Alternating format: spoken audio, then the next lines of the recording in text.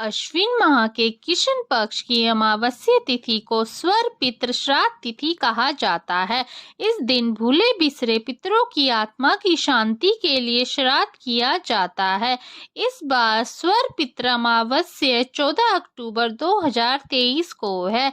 इसे विसर्जनीय अमावस्या भी कहते हैं। पितरों का श्राद्ध कर पितृ ऋण से मुक्ति के लिए इस दिन को महत्वपूर्ण माना गया है। अगर किसी को अपने पितृ की पुण्यतिथि याद नहीं है तो वह स्वर पितृ अमावस्या के दिन श्राद्ध कर्म कर सकता है। कहते हैं कि अगर इस दिन पूरे मन से और विधि विधान से पितरों की आत्मा की शांति के लिए श्राद्ध किया जाए तो उनको पितरों का आशीर्वाद मिलता है और घर परिवार में सुख शांति बनी रहती है। परिवार के सदस्यों की सेहत अच्छी रहती है और जीवन में चल रही परेशानियों से भी राहत मिलती है।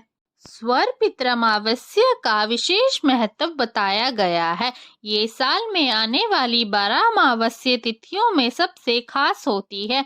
इस तिथि पर पितरों के लिए जल दान, श्राद्ध, तर्पण और पिंड दान करने से वे पूरी तरह से तृप्त हो जाते हैं। इस दिन सूर्य और चंद्रमा एक ही राशि में होते हैं। ये दोनों ग्रह पितरों से संबंधित है। इस तिथि पर पितृ पुनः अपने लोक में वापस चले जाते हैं। साथ ही वे अपने वंशजों को सुख और समृद्धि का आशीर्वाद देते हैं। यह पितृपक्ष का आखिरी दिन होता है। इस दिन पितरों को तर्पण देते हुए उन्हें तरह तरह के पकवान बनाकर उन्हें तृप्त किया जाता है। परिजनों की सेवा भाव से प्रसन्न होकर पितृदेव पृथ्वी पर जीवित अपने परिजनों को आशीर्वाद देते हुए पितृलोक में वापस चले जाते हैं। अमावस्या पर भोजन बनाकर कौवे, गाय और कुत्ते को जरूर दें। साथ ही ब्राह्मण को भोजन करवाते हुए उन्हें दक्षिणा देकर आशीर्वाद प्राप्त करें।